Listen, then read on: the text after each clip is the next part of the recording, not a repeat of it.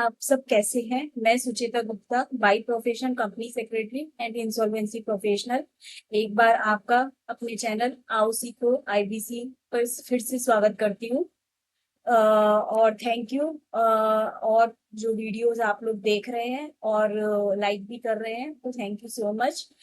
तो आज जो डिस्कशन का विषय है, उसमें मैं किसी भी जजमेंट को ब्रीफ नहीं करूंगी।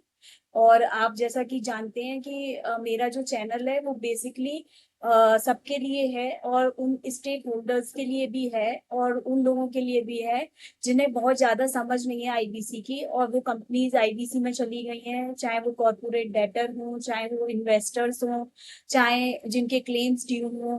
तो उन सब के लिए भी है, और ये मैं एकदम सरल भाषा में एक ब्रीफ करने की कोशिश करती हूँ। तो अगर आपको पसंद आ रहा है तो चैनल को लाइक करिए, शेयर करिए, सब्सक्राइब करिए। तो आज जो डिस्कशन का विषय है वो है main to discuss the amended bill. So basically ये आज का मेन मुद्दा है जिसको हमें डिस्कस करना है। क्योंकि अभी हुआ क्या है रिसेंटली, आपको मैं दिखा रही हूँ। एक ये जो बिल है ये लोकसभा में इंट्रोड्यूस हुआ है 12 अगस्त 2025 को। ठीक है, जैसे कि आप मेरी स्क्रीन पे देख रहे हैं। तो इसमें ना कुछ अमेंडमेंट्स आए हैं। तो ये लेकिन अभी ये ऑफिशियल गैजेट में नहीं आया है, सेंट्रल गवर्नमेंट ने अभी इसको ऑफिशियल गैजेट में नहीं आए हैं नोटिफिकेशन इसके जो भी है। तो बट लेकिन अभी कुछ आने वाले दिनों में ये सारे आ सकते हैं, या इसमें से कुछ भी और फर्दर कुछ अमेंड होके आ सकते हैं। तो इसलिए इस चीज को अभी डिस्कस करना जरूरी है। तो मैंने ना उसमें क्या किया है, एक आपको शो करती हूँ मैं अपनी एक ये डिटेल्ड वो बनाई हुई है पीपीटी। और इसमें मैंने इनको जो क्या एग्जिस्टिंग था और क्या नया चेंज हुआ वो मैंने सारा कवर करने की कोशिश की है। तो सबसे पहले हम आ जाते हैं सेक्शन 331। बिकॉज सेक्शन जो 3 है वो क्या है, वो डेफिनेशन पार्ट है। उसमें ना सब सारी चीजों की डेफिनेशंस दी हुई है। तो इसमें क्या है कि देयर इज नो एक्सप्लेनेशन। इसके पहले क्या था कि कोई एक्सप्लेनेशन नहीं थी इसके लिए। बट अभी एक सिक्योरिटी इंटरेस्ट, आपको एक चीज और दिखा रही हूँ यहाँ पर। जो ये है एक डेफिनेशन वाला, कि इसमें सिक्योरिटी इंटरेस्ट, जो ये है सिक्योरिटी इंटरेस्ट मींस क्या है यहाँ पर, ये इसकी डेफिनेशन है बेसिकली।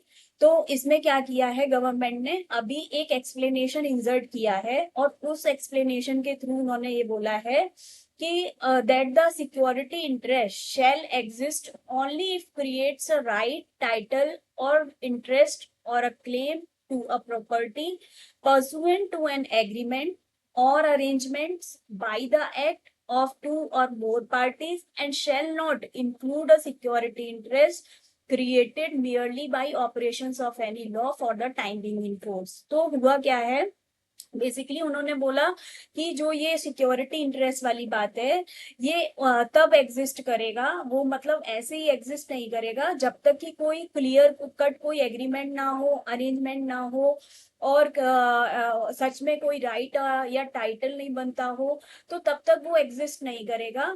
तो होता क्या था, जैसे कुछ टैक्स अथॉरिटीज थी जिनके टैक्स डिमांड्स होते थे, तो वो भी कहती थी कि हमारा सिक्योरिटी इंटरेस्ट है, इनफैक्ट कोई अरेंजमेंट नहीं है, कोई एग्रीमेंट नहीं है बिटवीन द पार्टीज। तो उस केस में यहाँ पे एक क्लैरिफिकेशन, एक एक्सप्लेनेशन इंसर्ट कर दिया लॉ मेकर्स ने कि आपका जो सिक्योरिटी इंटरेस्ट एग्जिस्ट करेगा, और वो जो क्रिएट होगा वो कैसे क्रिएट होगा कि राइट हो, टाइटल हो, इंटरेस्ट हो और claim to a property pursuant to an agreement. So this is the important thing कि there should be the an agreement और arrangements by between the two parties और मोर, और ये केवल ऑपरेशन ऑफ लॉ से create नहीं हो सकता। तो बेसिकली ये हो गया। अब नेक्स्ट सेकंड सीरियल नंबर पे आती हूँ, जो चेंज हुआ है, जिसको चेंज करने या जिसमें नया कुछ लाने की कोशिश की गई है। तो सेक्शन 3 है, डेफिनेशन पार्ट ही है। 31A, एक न्यू सेक्शन इंसर्ट किया गया है, 31A, 331A। अब ये 331A क्या बोलता है कि सर्विस प्रोवाइडर में क्या क्या कवर है। Basically service providers means insolvency professional यानी आईपी हो गए, आईपीए हो गया जिनके अंडर में वो रजिस्टर्ड है as a IP, information utility हो गई, रजिस्टर्ड विद द बोर्ड जो बोर्ड के अंदर है, and any person falling within the category of person notified by the central government. So अगर कोई भी सेंट्रल गवर्नमेंट किसी और को नोटिफाई करता है तो वो पर्सन भी कवर होंगे for rendering services in relation to the insolvency and bankruptcy process under the code and is registered with the board. तो और कोई भी पर्सन जो भी रेंडर कर रहे हैं सर्विसेज जिनको सेंट्रल गवर्नमेंट नोटिफाई करेंगे वो भी इसमें कवर हो जाएंगे सर्विस प्रोवाइडर की डेफिनेशन में। बट मेरा एक और यहाँ पे था कंसर्न कि आईपीई को कंफर्म इन्होंने कवर नहीं किया है, इंसॉल्वेंसी प्रोफेशनल एंटिटीज। तो हो सकता है यहाँ पे कि उन्होंने बोला है any other person falling within the category of person notified by the central government. तो हो सकता है उस कैटेगरी में वो आ सकते हैं एज अ आईपीई, या कोई भी जैसे प्लेटफॉर्म्स भी हैं बहुत सारे जो आज की डेट में सर्विसेज दे रहे हैं online on the IBBI portal पे। तो आई थिंक उन सबको कवर करने की यहाँ पे कोशिश की गई है। तो ये लॉ मेकर का इंटेंशन हो सकता है यहाँ पर। Now will move on the third serial number. तो इसमें क्या हुआ है, एक सेक्शन है 5, उसमें सेक्शन 5 जो है I will also show you by this way what is section 5। So this is also the definition part. So in this case, they have said 2A. So this is renamed as 2B.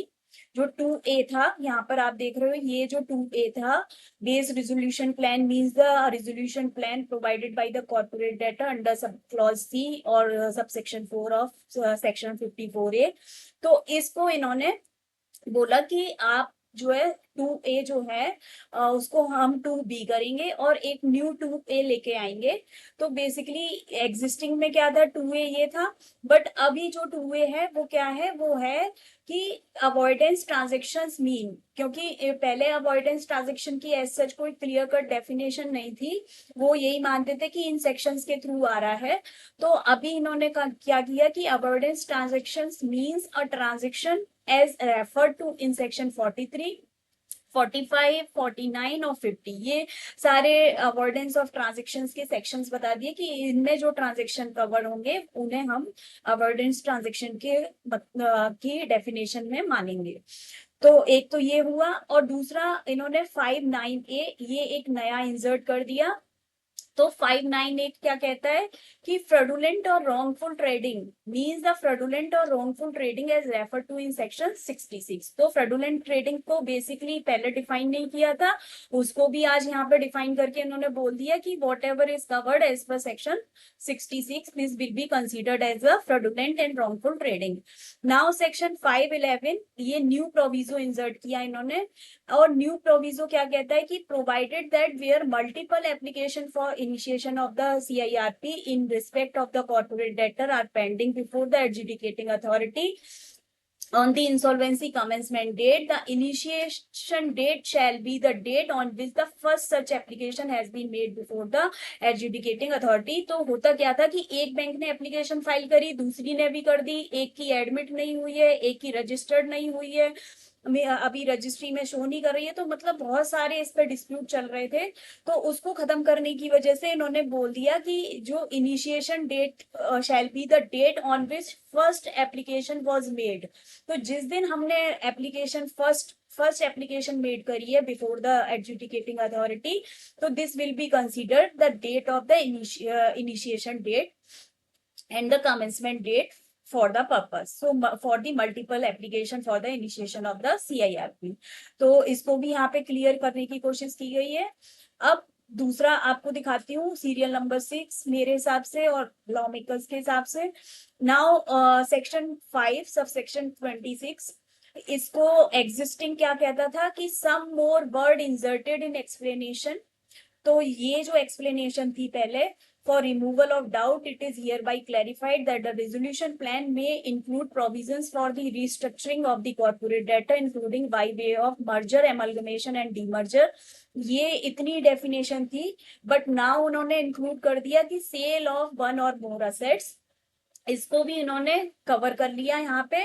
और ये कह दिया कि resolution plan है, उसमें क्या include हो सकता है, सेल ऑफ वन और मोर असेट्स, यानी हम एक असेट्स को भी सेल कर रहे हैं या उससे ज्यादा को भी सेल कर रहे हैं, तो this will also be considered as a resolution plan explanation। मतलब basically the resolution plan can also include, मतलब may include this part also be included in the resolution plan if we want to provide any resolution plan for the sale of the one or more assets।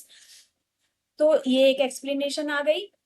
अब 528 में इन्होंने एक और further amendment किया कि voting share, पहले voting share का मतलब क्या था कि means the share of the voting rights of the single financial creditor in the committee of creditor which is based on the proportion of the financial debt owned to such financial creditor in relation to the financial debt owned by the corporate debtor।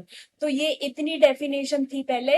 तो इन्होंने क्या किया, अब इन्होंने थोड़ा सा इसको wider किया इस डेफिनेशन को, और बोल दिया कि to the member of the, यहाँ पे इन्होंने क्लियर कर दिया कि financial debt owned by the corporate debtor to the member of the committee of creditor who are eligible to vote. तो जो एलिजिबल है वोट के लिए, the member of the committee, so they will be the corporate debtors, जिससे वो belong करते हैं, उस कॉर्पोरेट डेटर की कमिटी ऑफ क्रेडिटर हैं, and they are eligible for the vote. तो ये एक वाइडर थोड़ा डेफिनेशन को कर दिया इन्होंने कि यहाँ पे क्लियर कट समझ में आ जाए।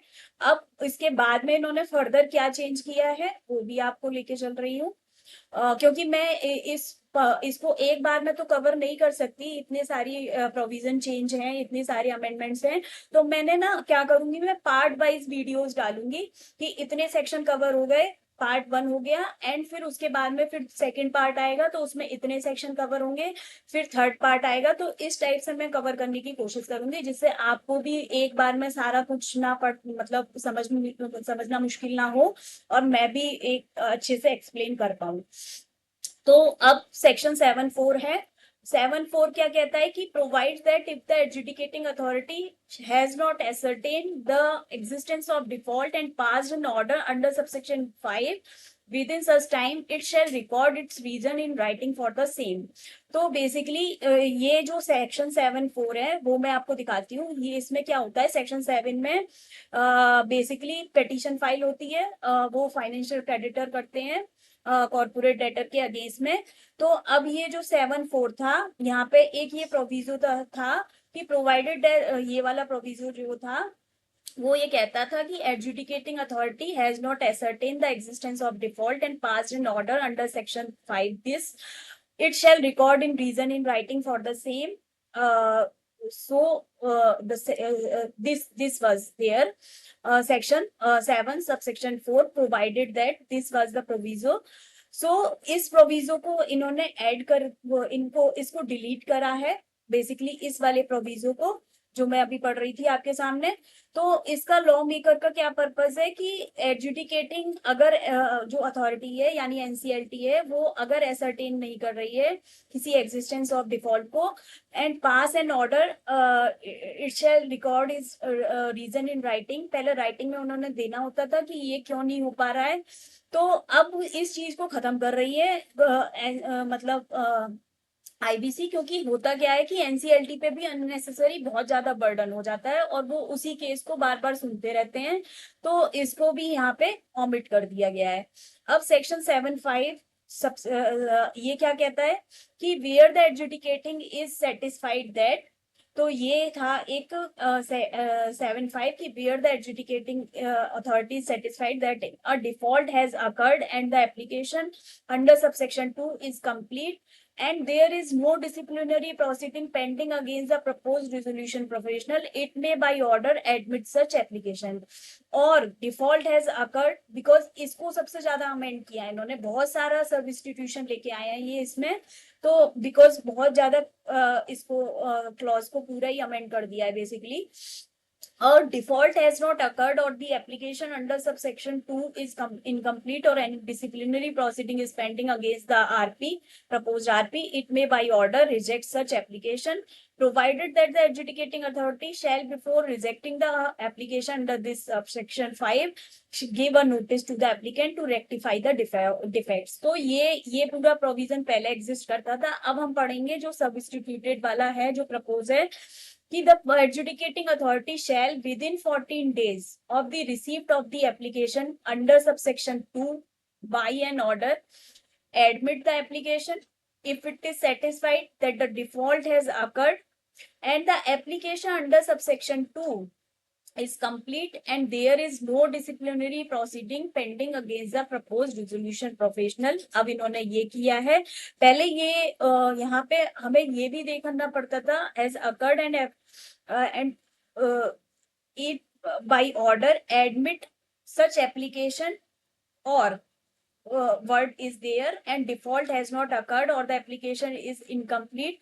It may by reject the application, but now it reject the application if it is satisfied that the default has not occurred on the application under subsection 2 is incomplete or a disciplinary proceeding is pending against the proposed resolution professional, provided that, because इन्होंने एक चीज add करी यहाँ पे, provided that कि जो adjudicating authority है shall before rejecting the application under subsection B of this give the notice to the rectify the defect in such application within 7 days from the date of the reject. तो ये तो same रहा कि जो पहले rectify करने का देती थी 7 दिन का टाइम, वो आज भी देगी. बट यहाँ पे इन्होंने मतलब एक देयर इज नो एक एडमिट जो एडजुडिकेटिंग अथॉरिटी है वो शैल विद इन 14 डेज में यहाँ पे टाइम भी एक बाउंड कर दिया कि 14 डेज में इसको करना है उस काम को, और under subsection 2 by an order या तो एडमिट करेगी इफ इट इज सेटिस्फाइड और या फिर रिजेक्ट करेगी. तो यहाँ पे भी एक टाइम बाउंड इन्होंने कर दिया उस चीज को. अब जो नेक्स्ट प्रपोजल है उसमें अभी ये कंटिन्यू हुए 7 सबसेक्शन 5 कंटिन्यू है ये कि provided further that if the adjudicating authority has not passed an order under subsection this within the period of 14 days, क्योंकि उन्होंने लिमिट कर दिया है 14 डेज के पीरियड से, from the date of the receipt of the application it shall record the reason in the delay in writing. तो अब adjudicating authority को अगर वो एडमिट नहीं कर रही है सेक्शन 7 की पिटीशन, तो उसको राइटिंग में एक डिले का रीजन देना पड़ेगा. For the purpose of this subsection, it is hereby clarified that where the requirements under subclause A have been complied and no other ground shall be considered to reject an application filed under this section. Now ये explanation भी insert हो गई कि ये clarify कर दे कि that where the requirement, और उसको क्या देखना होगा कि बस आप ये चेक करो कि क्लॉज ए की जो रिक्वायरमेंट पूरी हो रही है कि नहीं हो रही है. बाकी पहले होता क्या है, सेक्शन 7 की पिटीशन 1 साल खिंच जाता है, वो एडमिट ही नहीं होती है कोर्ट में. तो उस चीज को लिमिट करने के लिए कि भाई जल्दी से इसमें कोर्ट के ऊपर भी बर्डन कम रहे और जल्दी से वो एडमिट हो या रिजेक्ट हो, तो उस चीज को यहाँ पे थोड़ा कह सकते हैं कि थोड़ा प्रोसेस को जल्दी करने के लिए किया गया है. नाउ एक्सप्लेनेशन 2 क्या कहती है कि for the removal of doubt it is clarified that where the record of default in respect of financial debt own to a financial institution recorded that the information utility has been furnished along with the application filed by such financial institution under this section, such record shall be considered sufficient for the adjudicating authority to ascertain the existence of default under this section. तो यानी NPA हो गए किसी के accounts या जो भी हो गए, तो ये कह रहे हैं कि अब जो फाइनेंशियल इंस्टीट्यूशंस के अंडर में अगर जो पिटीशन जो उनके साथ अगर फाइनेंशियल क्रेडिटर फाइल कर रहे हैं तो ये सफिशिएंट ही होगा कि जो भी उन्हें रिकॉर्ड्स जो भी प्रोवाइड किए गए हैं जिसके बेसिस पे वो एडमिट हो सकती है एप्लीकेशन, तो this will be the sufficient ground for admitting the petition और no further grounds have to be required to be considered by the NCLT or have to be checked by them.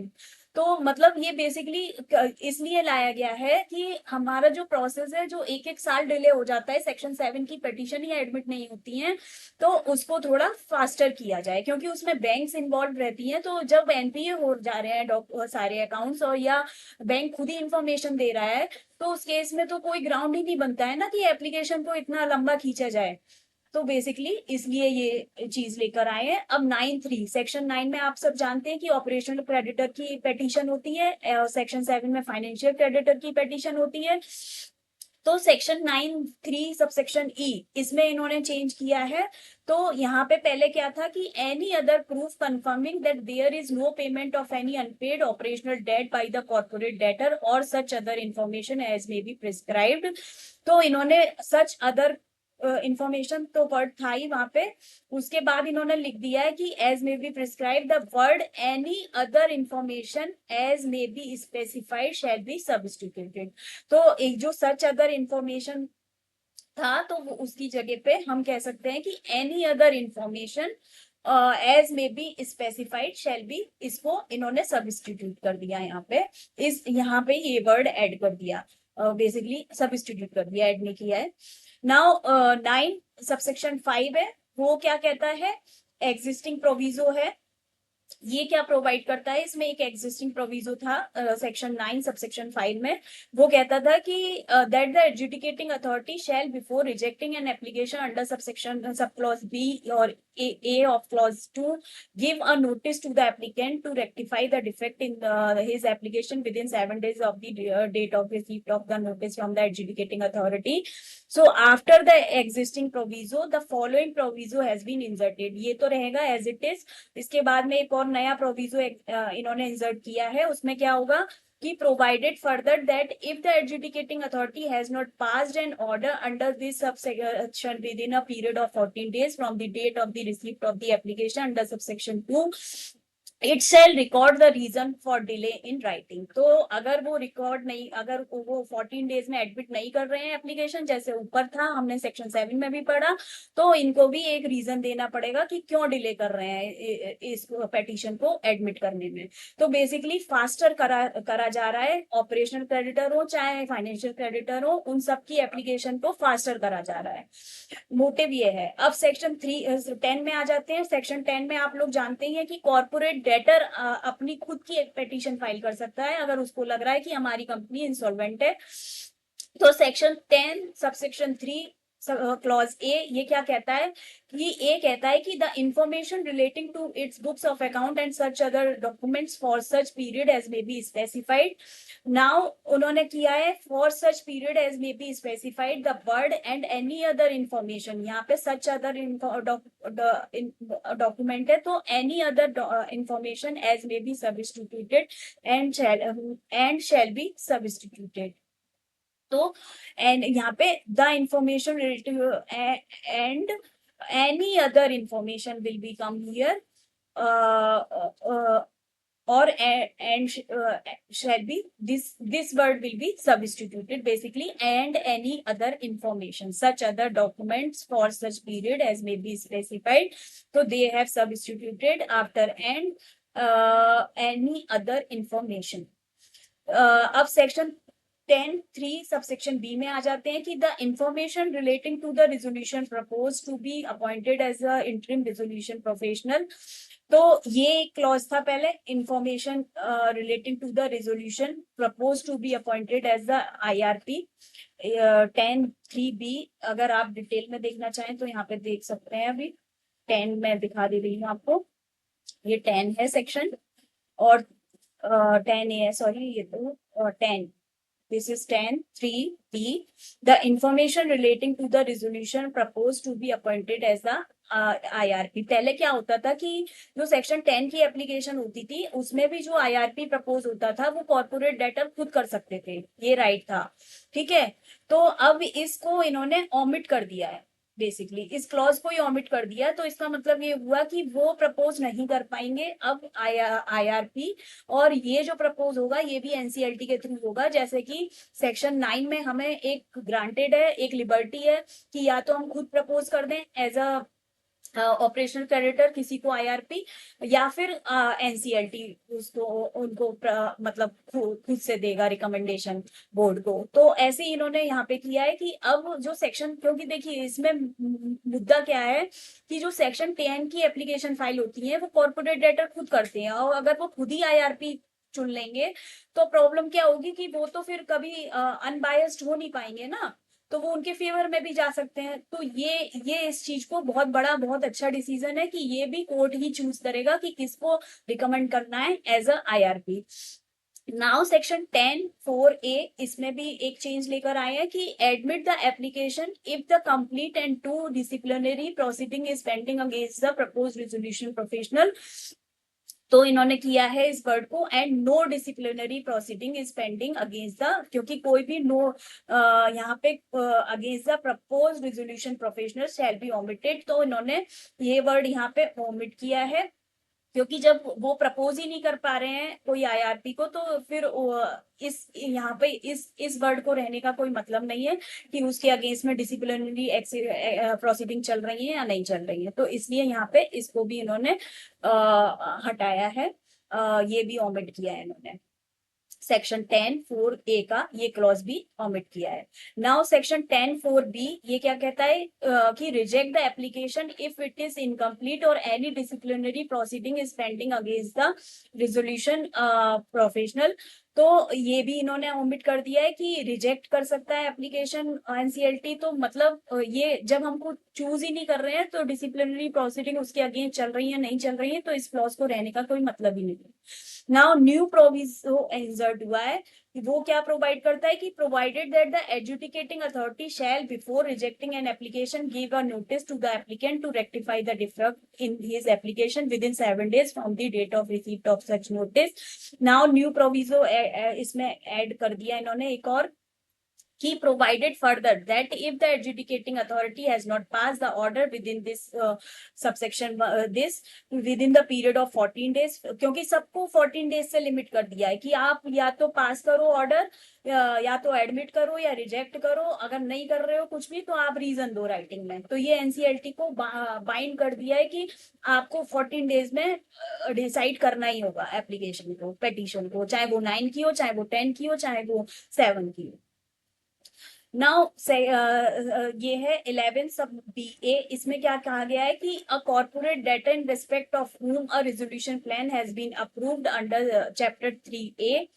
एक नया chapter और insert हुआ है, वो मैं अभी बाद में एक्सप्लेन करूंगी आपको। 12 months preceding the date of making of the application, तो इसलिए इन्होंने इस जो चैप्टर था हमारा 3 यहाँ पे जो चैप्टर था एक 4A भी इंसर्ट किया है। ये जो नया चैप्टर आया है ना 4A, इसको अभी बहुत लंबा चैप्टर है, इसको हम बाद में ब्रीफ करेंगे, क्योंकि मैं बोल रही हूँ मैं पार्ट्स में आपको शो करूंगी सारे ये प्रोविजन। अब 12A था, इसमें भी कुछ सब्स्टिट्यूट किया है। तो the adjudicating authority may allow the withdrawal, पहले विड्रॉल अलाउड था एप्लीकेशन में, अभी भी अलाउड है, चाहे वो 7 की हो, चाहे वो 9 की हो, चाहे वो 10 की हो, made by the applicant with the approval of 90%। उसके लिए वोटिंग चाहिए होती थी सीओसी की। तो अब क्या कहा है इन्होंने, इसको सब्स्टिट्यूट किया है इस प्रोविजन को, और बोला है कि subject to subsection 2 the adjudicating authority may allow the withdrawal of an application admitted under 7, 9, 10, मतलब अभी भी विड्रॉ तो कर सकते हैं on an application made by the RP application दे गए, and with the approval of 90% voting share होना चाहिए ऑफ सीओसी का, in such manner as may be prescribe and notwithstanding. और इन्होंने ये भी यहाँ पे क्लियर कर दिया कि not with standing anything contained in any law for the timing in force an application admitted under section 7, 9 और 10 शैल नॉट बी विड्रॉन। तो पहले नॉट विड्रॉन का कोई कॉलम नहीं था, तो अब इन्होंने ये भी ऐड कर दिया कि अगर वो विड्रॉ नहीं करते हैं, अगर नॉट विड्रॉन करते हैं, तो कि बिफोर दी कॉन्स्टिट्यूशन, या तो आप सीओसी आपकी कॉन्स्टिट्यूट नहीं कर रही है उससे पहले ही विड्रॉ कर लीजिए, या फिर आप एंड लगाए यहाँ पे वर्ड, और तो नहीं कह सकते, after the first invitation of resolution plan. तो आप जब पहला रिजोल्यूशन प्लान दे रहे हैं उससे पहले आप विड्रॉ कर लीजिए। और the adjudicating authority shall pass the order under subsection this within the period of 30 days from the date of the receipt of application. तो जब एप्लीकेशन आप एडजुडिकेटिंग अथॉरिटी को फाइल करेंगे तो वो 30 दिन के अंदर उसको इस पे अपना ऑर्डर देना पड़ेगा। तो यहाँ पे भी एक टाइम लाइन दे दी एनसीएलटी को, provided that if the adjudicating authority has not passed an order within such period it shall record the reason for the delay in writing. तो यहाँ भी क्लियर कर दिया कि अगर आप इसको नहीं कर रहे हैं 30 days में पास, तो आप हमें रीजन दीजिए कि क्यों नहीं कर पा रहे हैं। तो इसलिए एनसीएलटी को सारी टाइमलाइन से रेस्ट्रिक्ट कर दिया कि उनको भी फॉलो करनी है टाइमलाइंस, क्योंकि जो एक एक दो दो साल लग जाते हैं हर चीज को एडमिट होने में, जबकि ये 180 days का अगर देखा जाए तो ये पूरा आईबीसी कोड है, तो उनको भी लिमिट करा जा रहा है यहाँ पर। नाउ सेक्शन 14 अगर इसकी बात करें तो सेक्शन 40 में भी फर्दर चेंजेस है। तो अब मैं कोशिश करूंगी कि मैं कुछ दूसरे वीडियोस लेके आऊं, दूसरा पार्ट लेके आऊं, सेकंड पार्ट उसमें मैं कवर करूं। अभी हम इसको 12A तक लिमिट करते हैं और नेक्स्ट वीडियो में अपलोड करूंगी। थैंक यू सो मच और आप सभी को हैप्पी इंडिपेंडेंस डे। और आज मैंने इस दिन ये शुरुआत की है। तो thank you for watching and listening me. तो शेयर करिए, सब्सक्राइब करिए। Thank you so much.